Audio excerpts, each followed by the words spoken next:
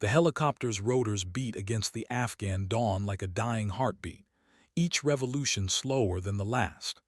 Captain Raven Blackwood felt the collective shudder beneath her gloves as the aircraft's engine coughed, sputtered, and threatened to quit entirely at 8,000 feet above hostile territory. The landscape below stretched endlessly, jagged mountains carved by ancient glaciers, valleys that had swallowed entire armies, and somewhere in that maze of stone and shadow, a Taliban stronghold that intelligence claimed didn't exist. Nighthawk 6, this is Tower. We're showing irregular engine signatures on your bird. Recommend immediate return to base. The radio crackled with static and concern, but Raven's eyes remained fixed on the instrument panel where warning lights blinked like angry stars. Tower, Nighthawk 6. Negative on the return. We've got boots on the ground waiting for extraction in Grid 7 Alpha. Her voice carried the calm authority of someone who'd learned to speak Death's language fluently over 3 combat tours. Behind her, 8 Marines sat in tactical silence, their faces painted with camouflage and grim determination.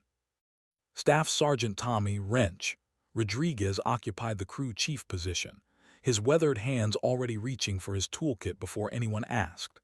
He'd been fixing broken things since he was 12, first his mother's ancient Chevy, then Army vehicles across 2 continents, and now this stubborn Black Hawk that seemed determined to become a very expensive lawn dart. "Ma'am, I can probably nurse her along if we can set down somewhere safe for about 20 minutes, Rodriguez called over the engine noise, his Louisiana accent thick with concentration. Raven's laugh came dry and sharp. "Safe, Rodriguez, we're flying over Afghanistan, not Louisiana. Safe is wherever we decide to make our stand." She banked the helicopter toward a ridge that offered temporary concealment, her movements precise despite the aircraft's increasingly erratic behavior. What none of them knew was that this mechanical failure would trigger a chain of events that would redefine their understanding of courage, competence, and the thin line between survival and legend. The Taliban fighters positioned 3 clicks northeast had been tracking their approach for the past 10 minutes, waiting for exactly this moment of vulnerability. In the cargo bay, Rodriguez was already mentally cataloging the tools he'd need and the prayers he'd have to say. He'd made a joke earlier about carrying gear for anyone who could fix an engine, not knowing that within the hour, he'd be desperately trying to honor that promise while incoming mortar rounds counted down the seconds until disaster. The helicopter's engine gave another violent cough, and Raven felt gravity reach up with greedy fingers, pulling them toward the unforgiving mountains below. The morning sun painted the peaks blood red, and somewhere in that crimson light, destiny waited with the patience of stone.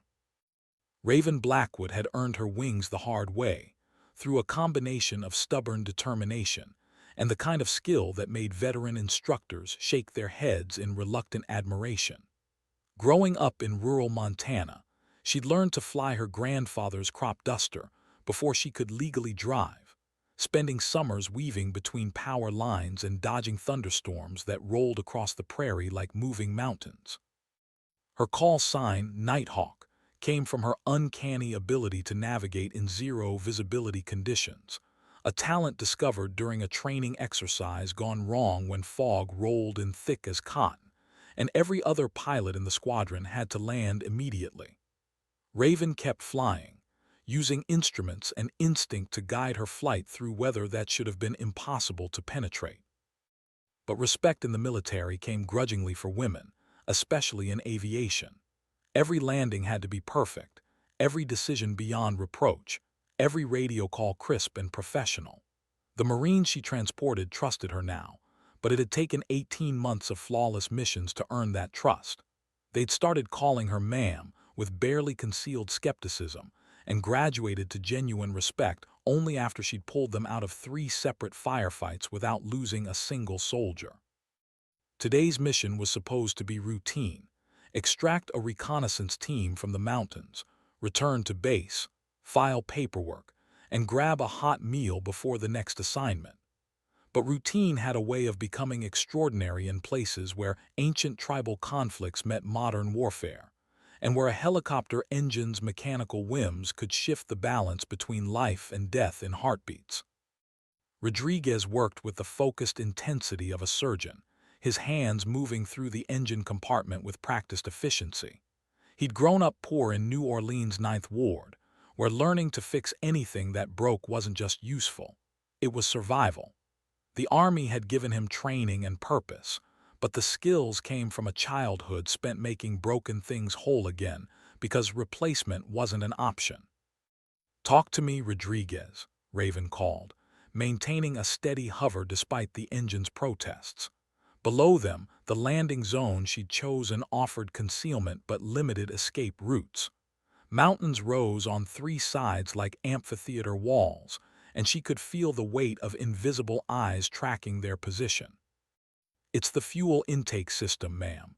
Something's gotten fouled up in the lines. I can clear it, but I need time and steady hands."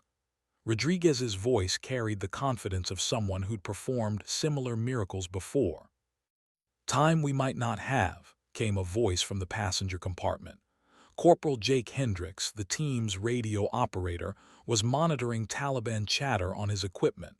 "I'm picking up increased communications traffic from the northeast. They know we're here." The helicopter's engine chose that moment to smooth out slightly, as if responding to Rodriguez's ministrations, but Raven knew better than to trust temporary improvements. They were committed now to this patch of mountain terrain, vulnerable and exposed, with enemy forces positioning themselves like chess pieces on a board where checkmate meant death. The morning light continued its relentless advance across the peaks, burning away the protective shadows that had concealed their approach. The first mortar round landed 200 meters short, sending up a geyser of rock and dust that painted the air brown. Raven felt the shockwave through the helicopter's frame and made the decision that would define the next hour of their lives. She cut the engine and set the Black Hawk down hard on a shelf of granite barely wide enough for the rotor disc. Everyone out. Defensive perimeter now. The Marines moved with practiced efficiency, flowing from the aircraft like water finding its level, each soldier automatically taking position to create overlapping fields of fire. Their equipment clanked and whispered as they settled into fighting positions among the rocks. Rodriguez didn't move from the engine compartment. His hands continued their mechanical ballet, disconnecting fuel lines and clearing debris with the single-minded focus of someone who understood that their survival depended entirely on his ability to make broken things work again. "Rodriguez, you've got company coming," Sergeant Mills called from his position behind a boulder. Through his scope, he could see movement on the ridgeline, figures in traditional Afghan dress carrying weapons that gleamed in the strengthening sunlight. "I see them," Rodriguez replied without looking up. His voice carried an odd mixture of calm and fierce concentration. "Ma'am, I need 10 more minutes, maybe 15 if this intake housing is cracked." Raven positioned herself where she could cover Rodriguez while maintaining visual contact with her Marines. The landscape around them seemed designed for ambush. Loose rock that would slide underfoot, scattered boulders that provided cover for attackers, and elevation advantages that belonged entirely to their enemies. "Nighthawk 6, this is Tower. We're reading your position as stationary. What's your status?" The radio crackled with headquarters concern, but Raven could hear the subtext. "Explain why you've landed a helicopter in Indian country without authorization." "Tower, Nighthawk 6. We're dealing with mechanical issues. We'll update as situation develops." She kept her response deliberately vague. In 30 seconds, their status would be obvious to anyone monitoring their frequency. The second mortar round landed closer, maybe 75 meters to their left, and the blast showered them with granite fragments that clicked and whistled through the air like deadly hail. One piece opened a cut on Mill's cheek, but he didn't flinch from his scope. "Contact front," Hendricks called, his M4 rifle already tracking movement. Multiple personnel, approximately 400 meters, moving down the slope. Rodriguez's hands never paused in their work, even as small arms fire began snapping overhead. He'd found the problem, a piece of metal debris lodged in the fuel intake that had probably been there for weeks, waiting for exactly the wrong moment to shift position and choke off the engine's supply. "Almost got it," he muttered, more to himself than anyone else. The Taliban fighters were advancing with the confidence of hunters who'd cornered their prey. The firefight began in earnest when Corporal Thompson's rifle cracked once, twice, and a distant figure tumbled down the rocky slope. Within seconds, the mountainside erupted with muzzle flashes and the angry whine of bullets seeking flesh. The Marines responded with disciplined fire, their weapons finding targets with mechanical precision. Rodriguez worked with bullets snapping overhead, his focus narrowed to the delicate task of extracting debris from fuel lines without damaging the sensitive components. Sweat ran down his face despite the mountain cold, each drop carrying the metallic taste of adrenaline and fear. "How much longer, Rodriguez?" Raven called, her own rifle adding to the defensive fire. She'd spotted movement behind a boulder formation and sent 3 rounds that sparked off stone and sent the Taliban fighter scrambling for better cover. "5 minutes, ma'am. Maybe less if this thing cooperates."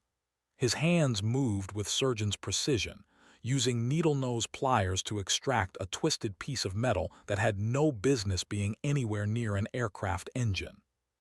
The third mortar round landed behind them, close enough that the blast pressure made their ears ring, and showered the helicopter with rock fragments that rang against the fuselage like deadly rain. Raven felt something warm running down her neck, either sweat or blood. She couldn't tell which and didn't have time to care. "Movement right flank," Mills called, his rifle swinging toward new targets. "They're trying to get around us." Sergeant Collins, positioned on the right side of their defensive line, shifted his fire to meet the flanking movement.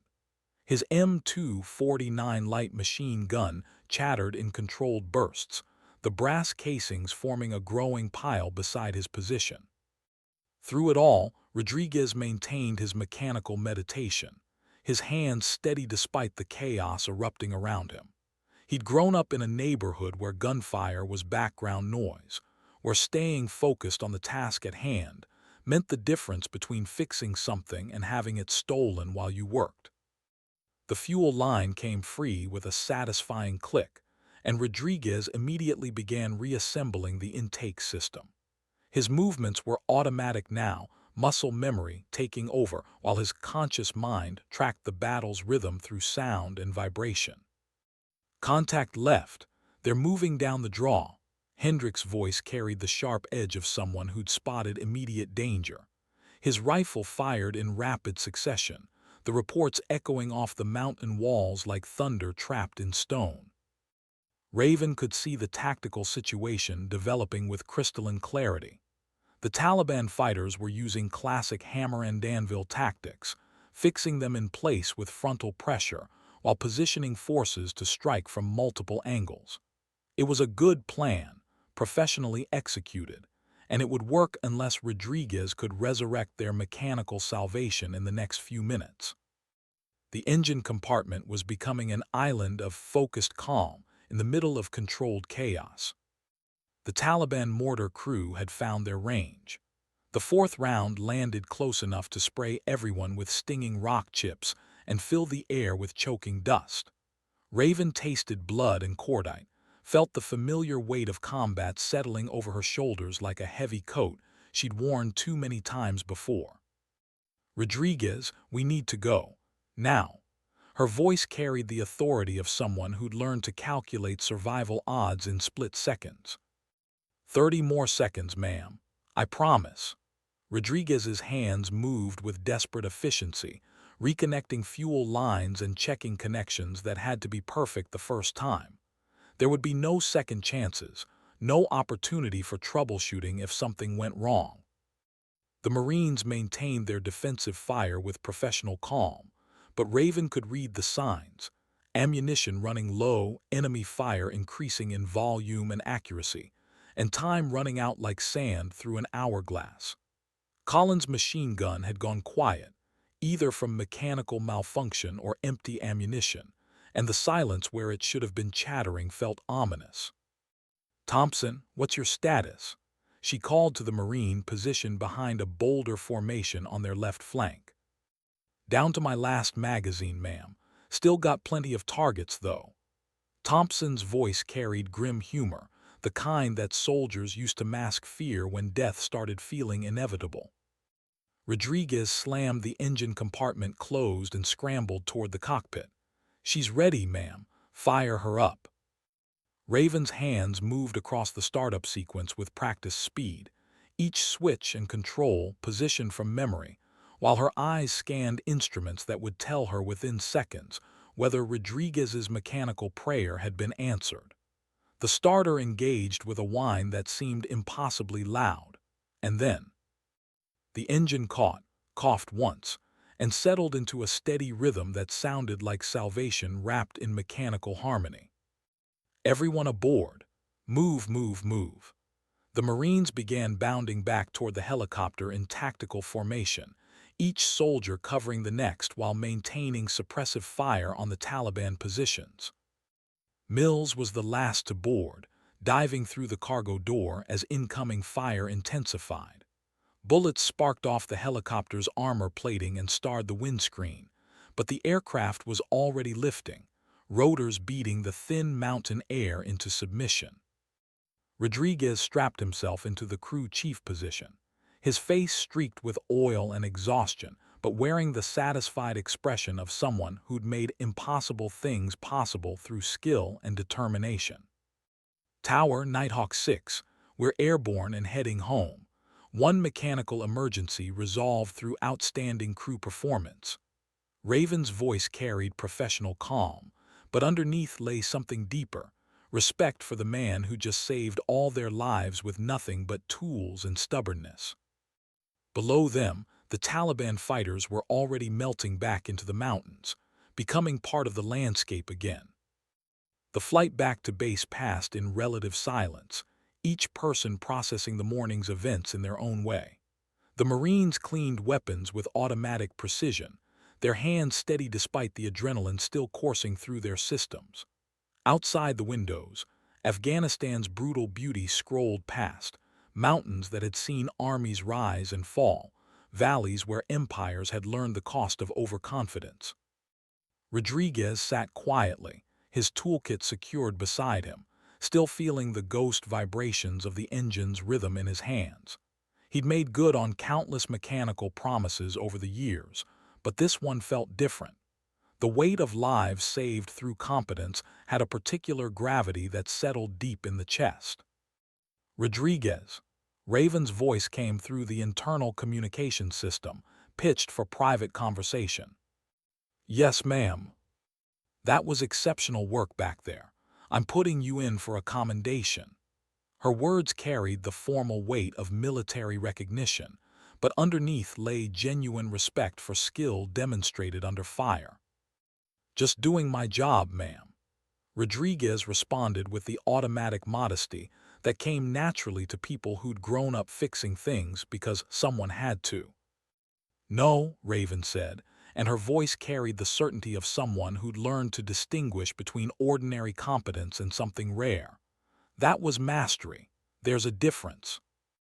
Through the windscreen, their base grew larger against the horizon, concrete and steel structures that represented safety, hot food, and the simple luxury of not being shot at. But for Rodriguez, the real satisfaction came from knowing he'd kept faith with the mechanical systems that had trusted him with their secrets. The other Marines had witnessed something significant, though they might struggle to articulate it. They'd seen competence transcend circumstances, watched someone perform flawlessly while the world exploded around him. It was the kind of performance that earned respect not through rank or authority, but through demonstrated ability when everything depended on getting it right. As they approached the landing zone, Raven reflected on the morning's lessons. Command would want a detailed report, mechanics would want to examine the engine, and intelligence would want to analyze the Taliban tactics. But the real story was simpler. When systems failed and situations deteriorated, people revealed their true capabilities. Rodriguez had revealed himself to be someone who could make broken things whole again, even when bullets were flying and time was measured in heartbeats. That kind of competence was rare enough to be precious, valuable enough to remember. The helicopter settled onto the landing pad with mechanical grace, engines winding down in perfect harmony. Rodriguez was already thinking about the next maintenance cycle, the next potential failure, the next opportunity to keep flying machines airborne when gravity insisted otherwise. Behind them, the mountains held their secrets close, indifferent to human struggles but somehow respectful of human competence. The debriefing room smelled of stale coffee and official bureaucracy, fluorescent lights casting harsh shadows on maps covered with colored pins and tactical overlays. Colonel Marcus Webb sat at the head of the conference table, his expression unreadable as he reviewed the incident report that would eventually make its way through channels to people who made decisions about awards and promotions. "Walk me through the mechanical failure again, Rodriguez." Webb's voice carried the neutral tone of someone gathering facts for official consumption. Rodriguez straightened in his chair, hands folded precisely in his lap. "Sir, the fuel intake system had debris lodged in the primary line. Foreign material, probably metallic, approximately 2 centimeters in length. It shifted during flight operations and restricted fuel flow to the engine." "And you repaired this under fire?" "Yes, sir. The repair required approximately 15 minutes to complete." Rodriguez's response carried the matter-of-fact tone of someone describing routine maintenance rather than mechanical heroism performed while being shot at. Captain Blackwood watched the exchange with interest. Military bureaucracy had its own rhythm, its own requirements for documentation and verification. But she'd been there, felt the bullets cracking overhead while Rodriguez worked with hands steady enough for surgery. "The enemy force strength?" Webb asked, turning to the Marines who'd provided security during the repairs. "Estimated platoon-sized elements, sir," Sergeant Mills replied. "Disciplined fire, coordinated movement. They knew what they were doing." Webb made notes on his tablet, each entry another piece of the official record that would eventually become military history. But Raven knew the real story wouldn't appear in any report. The way Rodriguez had maintained focus while chaos erupted around him, the casual competence that made impossible repairs seem routine. "Recommendations?" Webb asked, looking directly at Raven. "Staff Sergeant Rodriguez performed exceptionally under combat conditions, sir. His technical expertise and composure under fire directly resulted in mission success and preservation of aircraft and crew." Her words carried the formal weight required for official recognition. Rodriguez shifted uncomfortably. Recognition felt strange to someone accustomed to working in mechanical solitude, where success was measured in engines that started and systems that functioned rather than certificates and ceremonies. "I'll forward this to Division," Webb said, closing his tablet. "Outstanding work, all of you. Rodriguez, you'll be getting a visit from the maintenance chief. He wants to examine that fuel system personally." As they filed out of the debriefing room, Raven fell into step beside Rodriguez. The hallway buzzed with normal base activity, soldiers moving between assignments, mechanics discussing aircraft status, the routine business of military life continuing despite the morning's drama. "You know what this means?" she asked. Rodriguez looked puzzled. "Sir." "It means you're going to be carrying a lot of gear from now on." Understanding dawned on Rodriguez's face, and he smiled for the first time since the mission began. Word spread through the base with the peculiar efficiency of military gossip. By evening chow, half the mechanics had heard about Rodriguez's field repair, and by lights out, The story had acquired the mythical proportions that attached themselves to genuine competence demonstrated under fire. In the maintenance hangar, Chief Warrant Officer Patricia Hayes examined the fuel intake system with the focused attention of someone who understood that mechanical failures could kill people in remarkably creative ways. She'd been maintaining aircraft for 15 years, long enough to distinguish between routine repairs and something approaching mechanical artistry. "Show me exactly what you did," she said to Rodriguez, who stood beside the disassembled engine components spread across the workbench like surgical instruments. Rodriguez pointed to the fuel line connections, his explanation technical and precise. "The debris was lodged here, restricting flow by approximately 60%. I used needle-nose pliers to extract it without damaging the intake housing." Hayes nodded, her respect for Rodriguez's work evident in the careful way she examined each component. "Under fire." "Yes, ma'am. Incoming mortar and small arms." "And you maintained steady hands throughout the procedure?" Rodriguez considered the question seriously. "I had to, ma'am. There wasn't room for mistakes." Hayes had seen combat herself, knew the way adrenaline could make hands shake and turn simple tasks into exercises in controlled panic. The fact that Rodriguez had performed precision mechanical work while being shot at spoke to either exceptional nerve or complete focus, possibly both. "This is textbook repair work," she said finally. "Better than textbook. This is the kind of competence that keeps people alive." In the adjoining hangar bay, Captain Blackwood was conducting her own post-mission rituals, reviewing maintenance logs and flight parameters with the methodical attention that had kept her alive through 3 combat deployments. The morning's events had reminded her why she'd chosen aviation in the first place: the combination of mechanical precision and human judgment that turned flying machines into instruments of survival. Her crew chief had demonstrated something rare: the ability to perform flawlessly when performance mattered most. It was the kind of competence that military leaders learned to recognize and nurture, because wars were won by people who could make broken things work when everything depended on it. The base settled into evening quiet, desert wind whistling through the flight line, where helicopters sat in orderly rows like mechanical cavalry waiting for the next mission.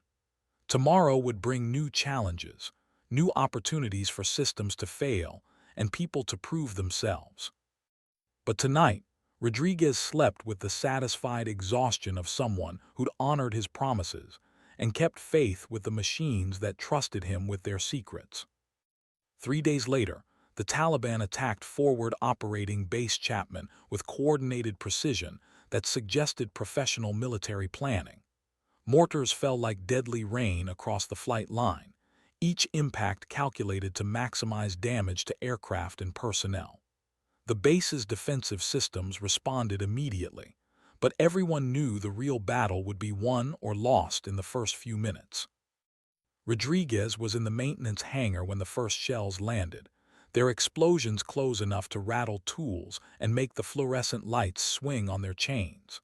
Through the hangar doors, he could see helicopters burning on the tarmac, aviation fuel, sending black smoke columns into the clear morning sky. All aircraft mechanics to the flight line, emergency recovery operations.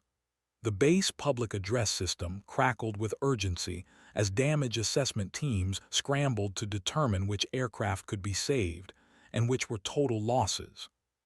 Captain Blackwood's Black Hawk sat 50 meters from the hangar, its rotor blades folded and maintenance panels open for routine inspection.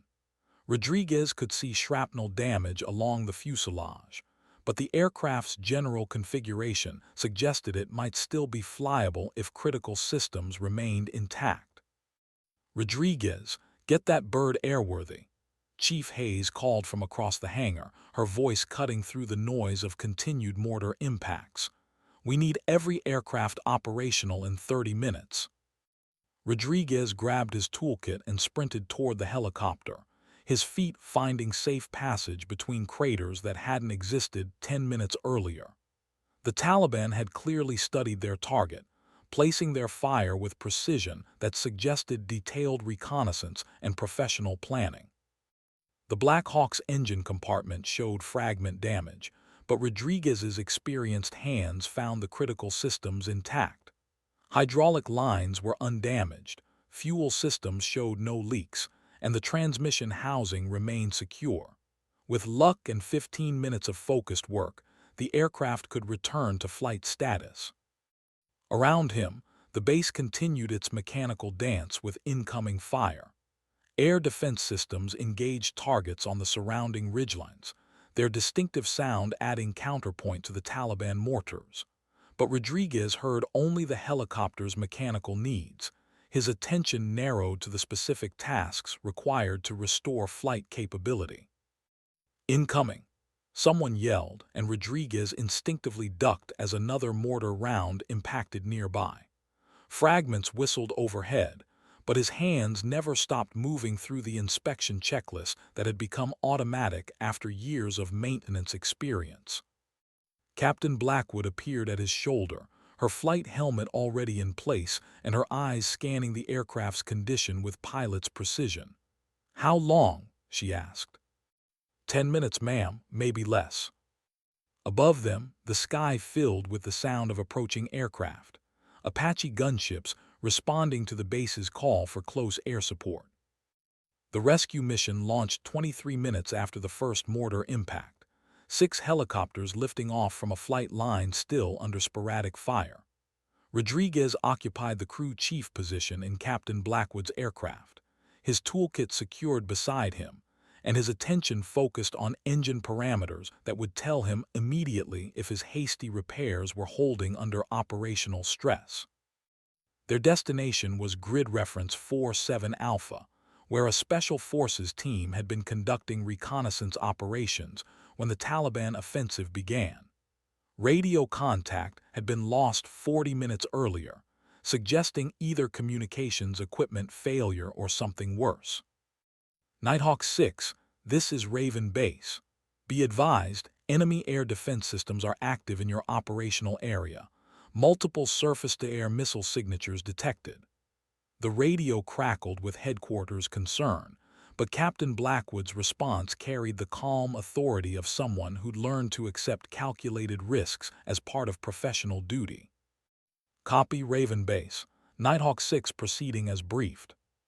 Through the cargo door, Rodriguez watched Afghanistan's landscape scroll past below, mountains and valleys that had witnessed countless similar missions, where American forces had learned to operate in terrain that favored defenders and punished overconfidence. The helicopter's engine maintained steady rhythm, its mechanical heartbeat reassuring after the morning's emergency repairs. 2 minutes out, Captain Blackwood announced over the internal communication system. "Rodriguez, what's your status?" "All systems nominal, ma'am. Engine temperature and pressure within normal parameters." Rodriguez's voice carried the confidence of someone who'd staked his reputation on mechanical competence demonstrated under fire. The landing zone appeared ahead, a boulder-strewn clearing barely large enough for helicopter operations, surrounded by ridgelines that could conceal enemy positions. Captain Blackwood brought the aircraft down with precise control, her landing firm but gentle enough to avoid stressing Rodriguez's repair work. "Secure the LZ. Movement 2 o'clock." The Marine security team flowed from the aircraft with practiced efficiency, their weapons immediately covering potential threat vectors while medics moved toward figures visible among the rocks. The Special Forces team had taken casualties, 2 wounded, 1 seriously, but they'd maintained defensive positions with professional discipline despite being outnumbered and cut off from resupply.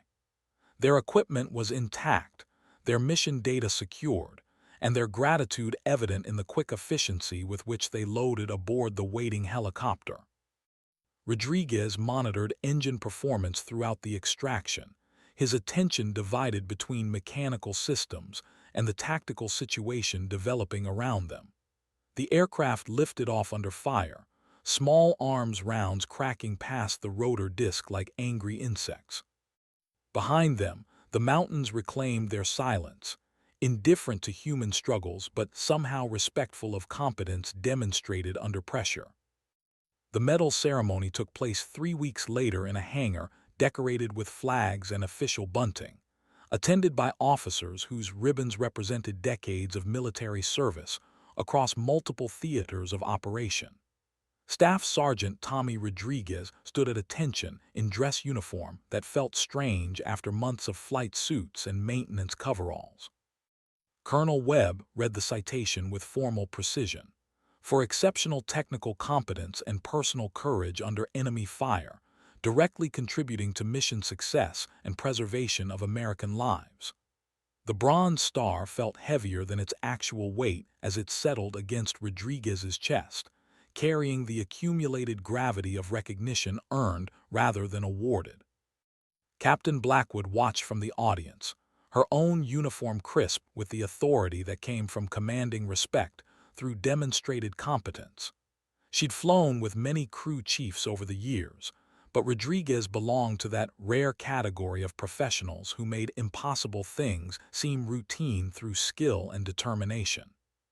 The real measure of a soldier, Colonel Webb said, addressing the assembled personnel, isn't found in perfect conditions or optimal circumstances.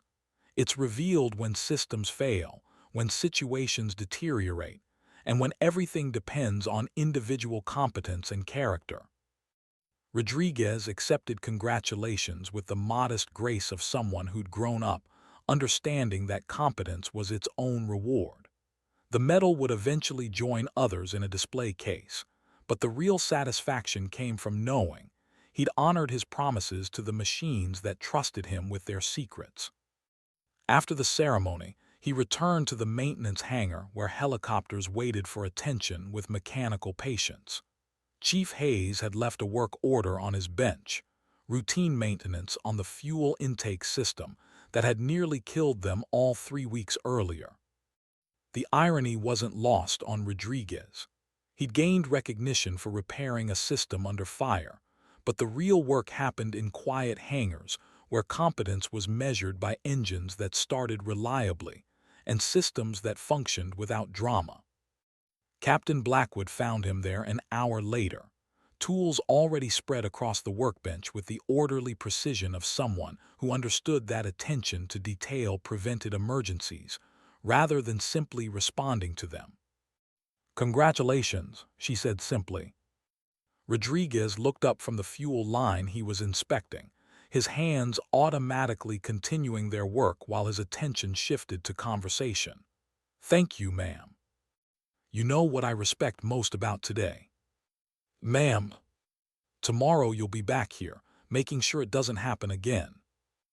Rodriguez smiled and returned his attention to the fuel system components.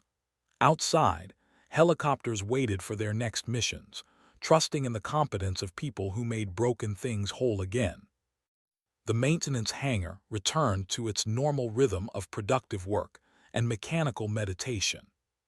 6 months later, Staff Sergeant Rodriguez received orders transferring him to the Army's premier aviation maintenance facility at Fort Rucker, Alabama.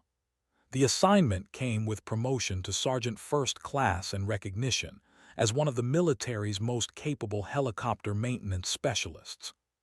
His replacement arrived on a transport flight from Germany, a young sergeant named Williams who possessed impressive technical credentials but lacked combat experience. Rodriguez spent 2 weeks conducting transition training, sharing not just procedural knowledge, but the deeper understanding that came from maintaining aircraft in environments where mechanical failure meant death. "The key," Rodriguez explained while demonstrating fuel system maintenance, "is understanding that every component has a story. Metal fatigue tells you about stress patterns. Oil contamination reveals bearing wear. Vibration signatures indicate alignment problems before they become catastrophic failures." Williams listened with the intense attention of someone who recognized expertise when he encountered it. "How do you develop that kind of diagnostic ability?"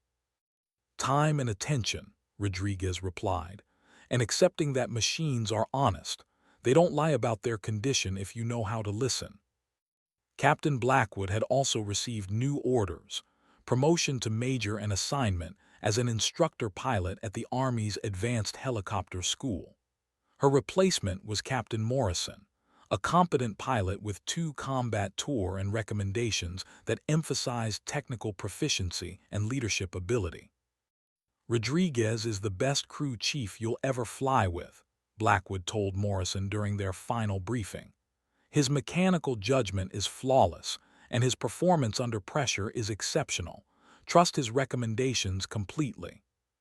The transition felt strange to Rodriguez, like closing a chapter in a book he'd been writing without conscious intention. Military life was built on temporary relationships and permanent memories, where professional competence created bonds that transcended rank and circumstance. On his final day at the forward operating base, Rodriguez completed one last maintenance inspection on the Black Hawk that had carried them through multiple combat missions. Every system checked nominal, every component within specifications, every connection secure and properly torqued. Chief Hayes found him in the hangar as evening settled over the flight line. "You set a standard here," she said simply. "Don't let civilian life make you forget what competence looks like." Rodriguez packed his tools with the same methodical care he brought to mechanical work, each instrument secured in its designated place within the toolkit that had become extension of his hands and mind. Tomorrow would bring new challenges, new aircraft, and new opportunities to demonstrate that competence transcended circumstances when everything depended on making broken things work again. Fort Rucker's Aviation Maintenance Facility represented the pinnacle of military helicopter technology. Climate-controlled hangars filled with aircraft worth millions of dollars each, staffed by specialists whose collective expertise had been refined through decades of operational experience. Rodriguez arrived with reputation preceding him, his combat record and technical credentials marking him as someone who belonged among the military's elite maintenance professionals. His new assignment involved training the next generation of helicopter mechanics, passing along not just technical knowledge, but the deeper understanding that separated competent technicians from master craftsmen. The students came from across the military services: Army, Navy, Marine Corps, and Air Force personnel, whose paths had converged on the common need to maintain rotary-wing aircraft. "Maintenance is more than following procedures," Rodriguez told his first class, standing before a cutaway helicopter engine that revealed every component in precise detail. "It's developing relationship with machines that trust you with their secrets and the lives of people who depend on them." The students listened with varying degrees of attention, some recognizing wisdom when they encountered it, others focused on getting through training and earning credentials. Rodriguez could distinguish between them within the first week. Competence had its own gravity that attracted serious students while revealing those who approached technical work as merely another job. Master Sergeant Patricia Knox supervised the training program with the authority that came from 23 years of aviation maintenance experience. She'd heard about Rodriguez's combat performance and watched his teaching methods with professional interest. "Your students respect you," she observed during their monthly evaluation meeting.